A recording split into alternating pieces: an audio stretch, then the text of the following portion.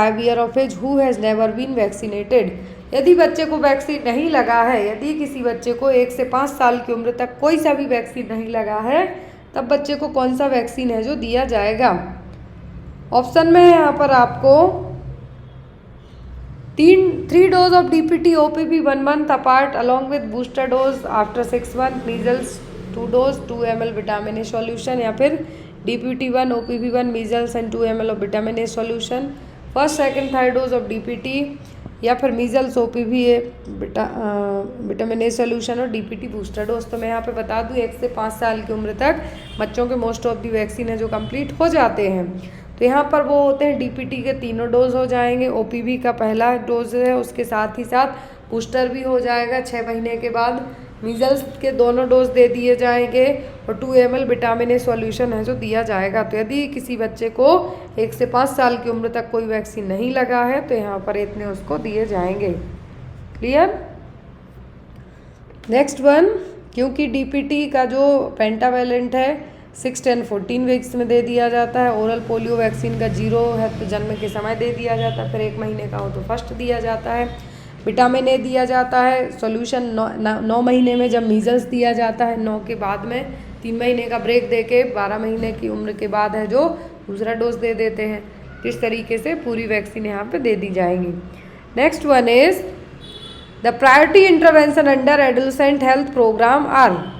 तो priority intervention क्या होगी एडोलेसेंट हेल्थ प्रोग्राम में? AFHCS, WIFS, outreach activities, facility based counselling, menstrual hygiene scheme, adolescent nutritional menstrual hygiene, adolescent health cleaning, counselling and prevention of health checkup, या फिर ARSH services, WIFS, VHND, या फिर health checkups क्या यहाँ पे included रहेगा?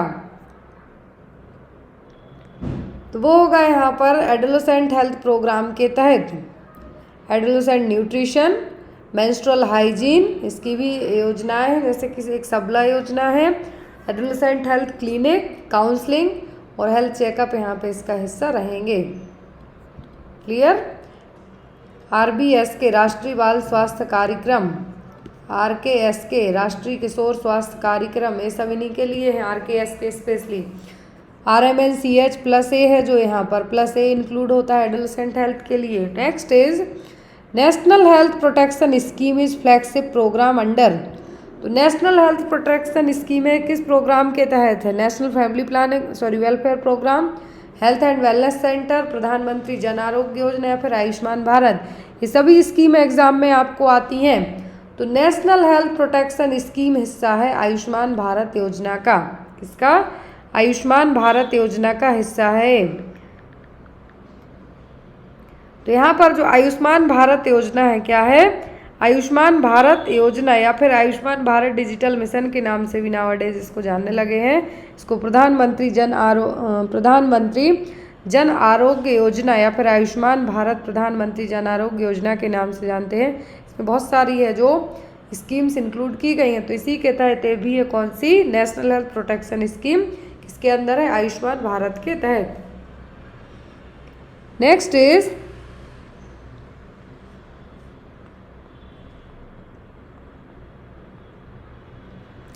Principal health outcomes of family planning include the following. तो principal health outcome है फैमिली प्लानिंग के तहत कौन से? Women's health, foetal health, infant and child health, mother and child health, small family norm, eligible couple, mother and child health, couple protection है, target couple, women and child welfare, contraception, small family norms. तो यहाँ पर आपका जो small family norms है, family planning services किसके लिए होंगी? जिसमें वुमेन की हेल्थ भी रहेगी, आउटकम निकल के आएंगे। मतलब फैमिली प्लानिंग यदि अपनाए तो क्या क्या आउटकम निकल के आएंगे? तो वो होगा एक महिला की हेल्थ, फीटल हेल्थ, इन्फेंट और चिल्ड्रंस हेल्थ, ये यहाँ पे इसका हिस्सा रहेंगे। Next one, main health problems affecting health of the mother and child in India are. तो माँ और बच्चा है जो भारत में किस समस्याओं से जूझते हैं? मेन हेल्थ प्रॉब्लम है जो poor health care delivery, population explosion, gender inequality, violence against women, female foeticide, social inequality of women, malnutrition, infection, uncontrolled reproduction या फिर डोमेस्टिक एब्यूज, सब्सटेंस एब्यूज और सेक्सुअल एब्यूज। माँ और बच्चा दोनों की यहाँ पे बात की जा रही है, तो ये दोनों गुजरते हैं माल न्यूट्रिशन, इन्फेक्शन और अनकंट्रोल्ड रिप्रोडक्शन से। मतलब वो बिना कोई मेथड अपनाए एक के बाद एक बच्चे पैदा करते जा रहे हैं, जिसके कारण माँ और बच्चे दोनों को ही प्रॉब्लम होती है। तो यहाँ पर मेन हेल्थ प्रॉब्लम क्या है भारत में? माल न्यूट्रिशन है, इन्फेक्शन है और अनकंट्रोल्ड रिप्रोडक्शन है। Next one is the term neonate who is appropriate for gestational age would be born at. तो न्यूनेट वर्ड यूज किया जा रहा है, तो बच्चा कितने हफ्ते के बाद पैदा हुआ होगा? 36 week 5 days with birth weight 2.45 kg। बच्चे की जो यहाँ पर न्यूनेट के लिए एक टर्म न्यूनेट की बात की जा रही है, मतलब बच्चा कितने हफ्ते के बाद पैदा होगा? 37 हफ्ते के बाद ही पैदा हुआ होगा, तो ये तो नहीं होगा। दूसरे में है 39 weeks with birth weight 2.45 kg, मतलब इंडियन बच्चे का वजन 2500 ग्राम तो नॉर्मल ही है, 2500 ग्राम से 3 kg तक का मतलब 2.5 kg, तो ये भी नहीं होगा, ये भी बच्चा टर्म न्यूनेट में है, तो ये भी अंडरवेट है थोड़ा सा।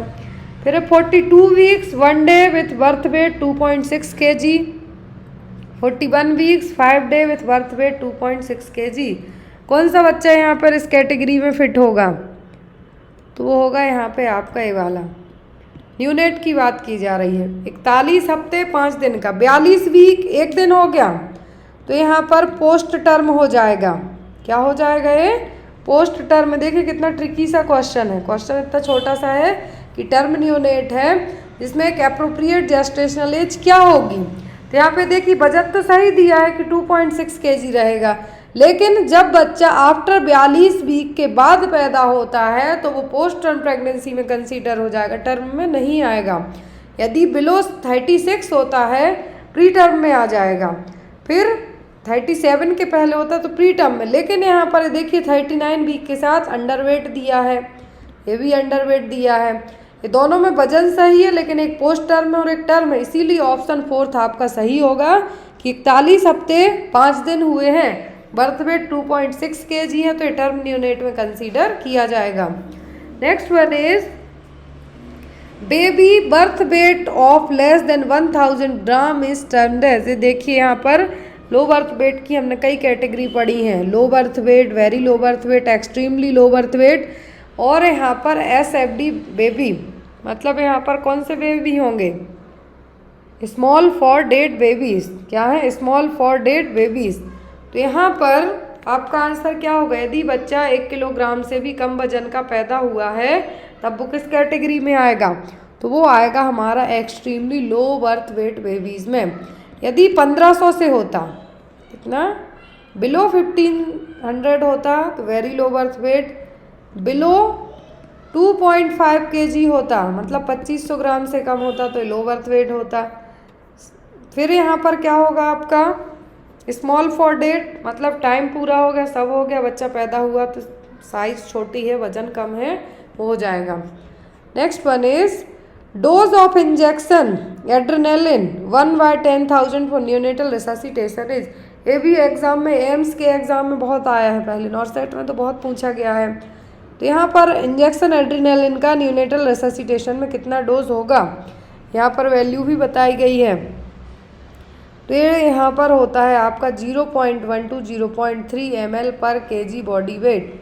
क्या है? पर kg बॉडी वेट के हिसाब से 0.1 to 0.3 ml पर kg body weight. Next is flag sign is the clinical feature seen in. बच्चे के हेयर हैं झंडे टाइप देखने को मिलेंगे पीछे से, तो ये किस में देखने को मिलेगा? Marasmus, iron deficiency anaemia, kwashiorkor या फिर आयोडीन डेफिशिएंसी। तो ना आयरन में होगा ना आयोडीन में होगा, ये आपको बताना है मरासमस में होगा कि क्वाशियोरकर में होगा। किस में होगा? ये होता है क्वाशियोरकर में। किस में? क्वाशियोरकर में। Next one 4 essential components of teratology of Fallot are. Teratology of Fallot में हार्ट का शेप कैसा दिखाई देता है? Boot shaped. कैसा? Boot shaped. अब यहाँ पे आपको बताना है कौन से 4 कंपोनेंट्स इसका हिस्सा हैं। एक तो होता है पल्मोनरी स्टेनोसिस, दूसरा होता है वेंट्रिकुलर सेप्टल डिफेक्ट, फिर होता है right ventricular hypertrophy, overriding of the aorta. अब यहाँ पर वो चारों कौन से हैं, तो वो आपके होंगे ए लास्ट में। नेक्स्ट वन इज, यहाँ पे आपको बूट शेप्ड हार्ट जरूर एग्जाम में पूछा जाता है, चेस्ट एक्सरे किया जाएगा तो, और यहाँ पे चारों पूछे जाते हैं टेरेटोलॉजी ऑफ फैलेट में, तो यही है VSD, right ventricular hypertrophy, overriding of aorta, pulmonary stenosis.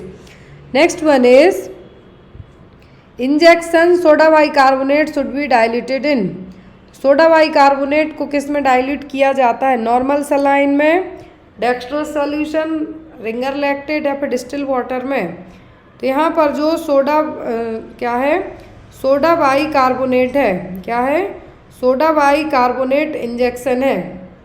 Soda bicarbonate injection को मेटाबॉलिक एसिडोसिस को ट्रीट करने में यूज़ किया जाता है, तो यदि हमारे शरीर में बहुत ज़्यादा एसिड बन जाए तब, तो ये यहाँ पर डाइल्यूट किया जाता है किसमें, डिस्टिल वाटर में। Next one is iron supplementation is contraindicated in which of the condition. किस केस में आयरन सप्लीमेंटेशन नहीं दिए जाएंगे, कॉन्ट्राइंडिकेटेड होंगे, आयरन डेफिशिएंसी एनीमिया में, सिकल सेल एनीमिया में, थैलेसीमिया में या फिर एप्लास्टिक एनीमिया में।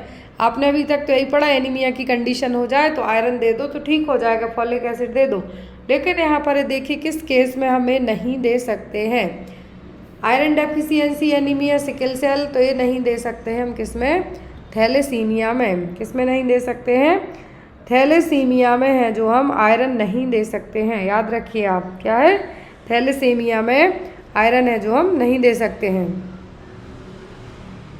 Next one, premature closure of the skull suture is termed as. ये भी हमने कई बार पढ़ा है, यदि स्कल के सूचर्स समय से पहले क्लोज हो जाते हैं, क्या है, समय के पहले यदि ये सूचर्स क्लोज हो जाएं तो क्या है, माइक्रोसेफेली, मैक्रोसेफेली। माइक्रो का मतलब होता है छोटे हेड साइज, मैक्रो मतलब large head size.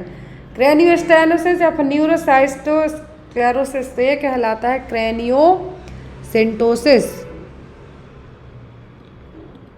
Next one, infant with a body weight of 10 kg and kept nil per oral for surgery, how much IV fluid should be administered per hour to the child।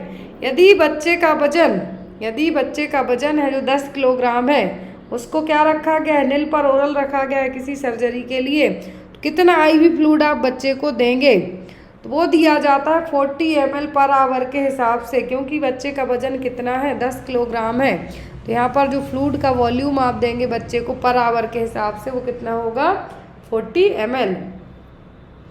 Next one, knee chest position is given in cyanotic spell because. Cyanotic spell का मतलब होता है, बच्चों में भी ये देखने को मिलता है, बड़ों में भी देखने को मिल सकता है।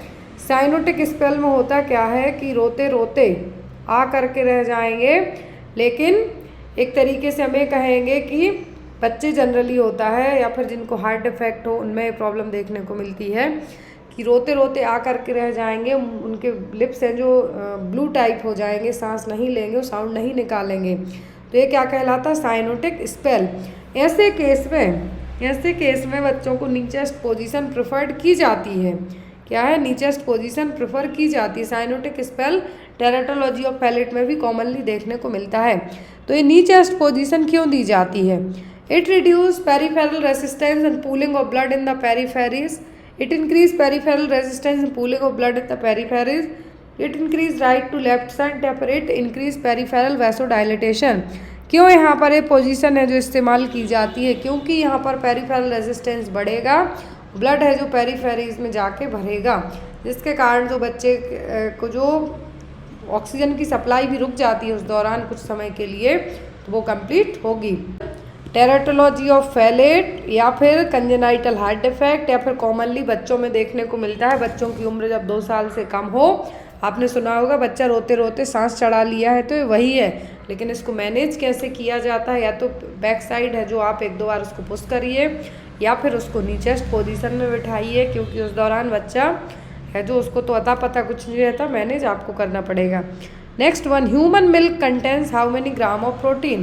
तो ह्यूमन मिल्क में कितना प्रोटीन होता है, ऑप्शन में है आपको 2.2 ग्राम पर 100 ml, 1.1 ग्राम पर 100 ml, या फिर 3.3 ग्राम पर 100 ml, या फिर 4.4 ग्राम पर 100 ml। कितना प्रोटीन होता है ह्यूमन मिल्क में? तो ये होता है 1.1 ग्राम पर 100 ml। 100 ml में 1.1 gram protein. Next one, psychosexual stage of development of a toddler is. ये यहाँ पर एरेक्शन की स्टेज है।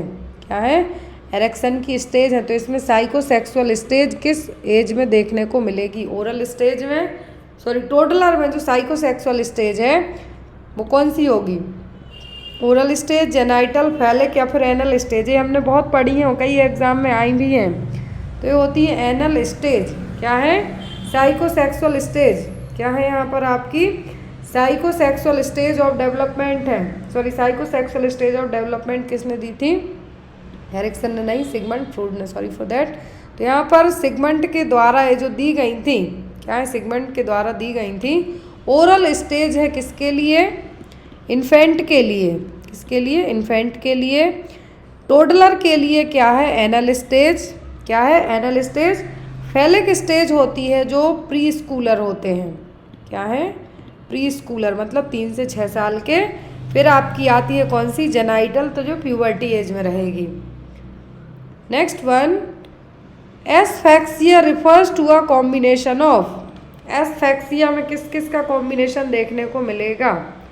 ऑप्शन में है आपको hypoxia, hypercarbia and metabolic acidosis, hypoxia, hypercarbia, hypoglycaemia, hypoxia, hypercarbia, फिर हाइपोथर्मिया, फिर hypoxia, hypercarbia and hyperthermia. Asphyxia का मतलब आपको पता है कि जो ऑक्सीजन का लेवल है क्या होगा? कम होगा। मतलब यहाँ पे ऑक्सीजन का लेवल कम हो रहा, मतलब क्या हो गया? हाइपोक्सिया। ये क्योंकि सब में दिया हुआ है, कॉमन है। फिर आपका आता है जब ऑक्सीजन की कमी होती है तो CO2 का लेवल हमारे शरीर में बढ़ता है, तो वो हो जाएगा आपका हाइपरकार्बिया और मेटाबॉलिक एसिडोसिस। तो आंसर आपका होगा क्या? ए, हाइपोक्सिया, हाइपरकार्बिया और metabolic acidosis. Glycaemia, thermia, hypothermia, hyper, ये सब नहीं होगा। Next one is simian crease is a characteristics feature of which syndrome. Simian crease किस में देखने को मिलेगी? ग्लिन-रेयर syndrome, Down syndrome, sick sinus syndrome, या फिर नेफ्रोटिक सिंड्रोम में किस में देखने को मिलेगा? ये सिमियन क्रीज। ये देखिए जो सिमियन क्रीज है, क्या है? सिमियन क्रीज देखने को मिलता है जनरली डाउन सिंड्रोम वाले बच्चों में। हथेलियों पे देखिए आप, नॉर्मल बच्चे की हथेली देखेंगे और उनकी हथेली देखेंगे तो जो हमारे हाथों में नॉर्मल पाम क्रीजेस हैं वो देखने को मिलेंगी, जबकि जो डाउन सिंड्रोम वाले बच्चे हैं, क्या है? डाउन सिंड्रोम वाले बच्चे, उनमें एक ही लाइन देखने को मिलेगी। इस तरीके से यहाँ पे आपको हाथ में अभी कैसे बना के बताऊँ, तो ये देखिए हमारे हाथों में नॉर्मली इस तरीके से रेखाएं हैं, लेकिन जो डाउन सिंड्रोम वाले होते हैं उनमें एक ही लाइन रहेगी, वो कहलाती है simian crease. Next one, father of psychiatric. ये मैंने आपको कुछ दिन पहले पढ़ा है, ऑनलाइन जो क्लास हुई थी उसमें बताया था। साइकेट्रिक के जनक कौन है? साइकेट्रिक के जनक कौन है? एस्किपियाडिस, फिलिप पेनेल, पाइथागोरस, या फिर साइफोर्ड वियर्स। कौन है यहाँ पर? इसका आंसर भी आप लोग बताएंगे कि फादर ऑफ साइकेट्री क्या है? फादर ऑफ साइकेट्रिक के जो जनक है वो कौन है?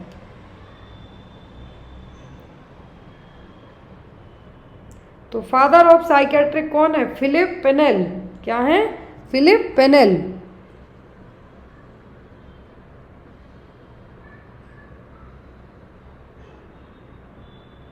Next one is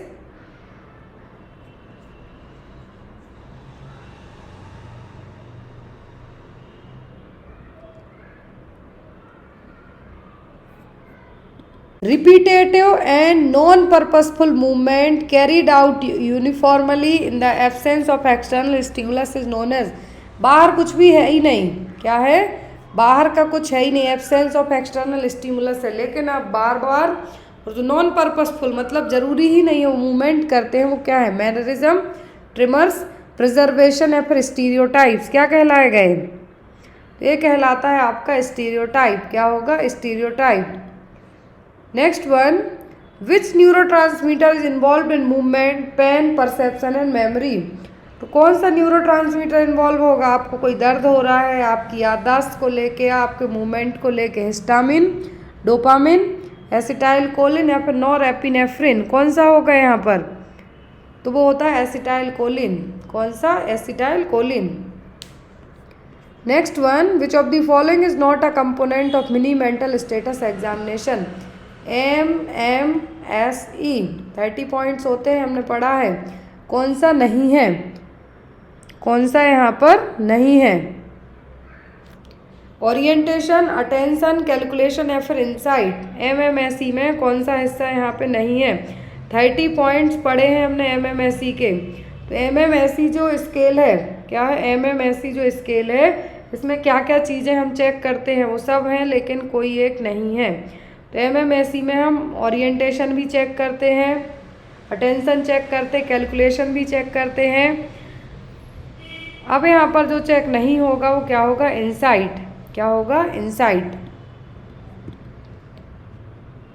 next one is which of the following is a typical anti psychotic. Nowadays typical anti psychotic है जो कम यूज़ की जाती हैं, तो कौन सी है? रेस्पेरिडोन, क्लोजापाइन, क्विटिपियन या फिर हेलोपेरिडोल। तो यहाँ पर जो होगी वो होगी हेलोपेरिडोल। आटिपिकल और टिपिकल एंटी साइकोटिक ड्रग होती हैं, तो यहाँ पर जो टिपिकल एंटी साइकोटिक है क्या है? हेलोपेरिडोल। कॉमनली जेट्रैक मेथड के थ्रू इसको एडमिनिस्टर किया जाता है, ओरली भी अवेलेबल है। Next one, the client who is a chronic alcohol abuser admitted to psychiatric unit with symptom of gross memory disturbance, disorientation, confusion, confabulation and impairment of insight. Nurse understand that the client has the symptom of.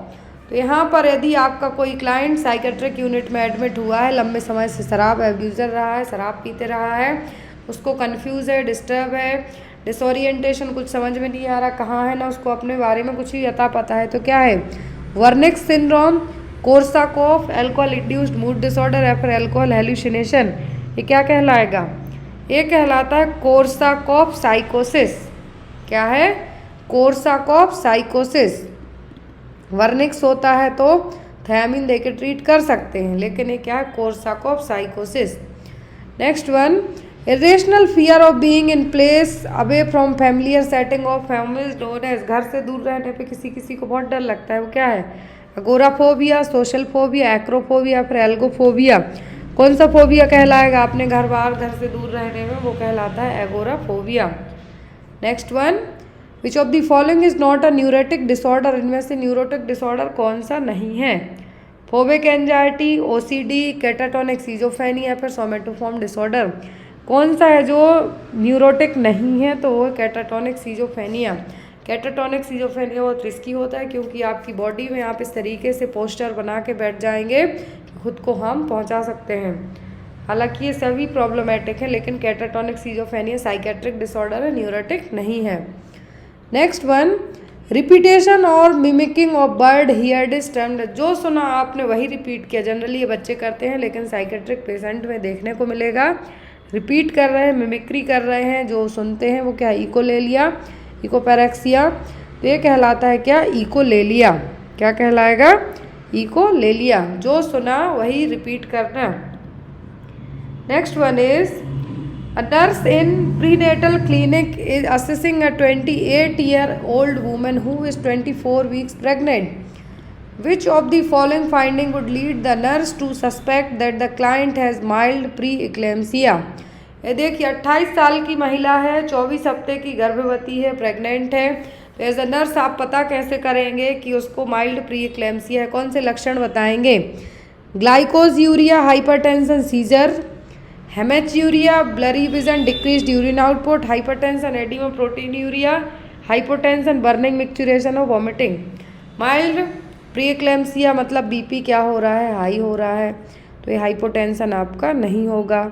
Clear? इस तरीके से आप जो आपके सामने option रहते हैं उनको कट करना सीखिए। फिर सीजर्स आपके एक्लेम्सिया में आएंगे, प्री में नहीं आएंगे, तो ये ऑप्शन भी गया आपका। Urine output, urine output blurry vision होता है प्री एक्लेम्सिया में, लेकिन सीवियर में होगा तो ये भी नहीं होगा। अब बचता है आपका बीपी हाई होना, स्वेलिंग होगी और प्रोटीन यूरिया देखने को मिलेगा। क्लियर? एक लक्षण है जो अलग करेगा एक्लेम्सिया और प्री एक्लेम्सिया को। तो एक्लेम्सिया में क्या आने लगती हैं, एक्लेम्प्टिक फिट्स आने लगती हैं, जिसको आप एक्लेम्प्टिक फिट्स के नाम से याद रख सकते हैं। Next one, the cord is attached to the margin of the placenta. यदि cord margin of the placenta से अटैच है तो ये क्या है, velamentous, placenta fenestrata, battledore या फिर प्लेसेंटा मेम्ब्रेनिका।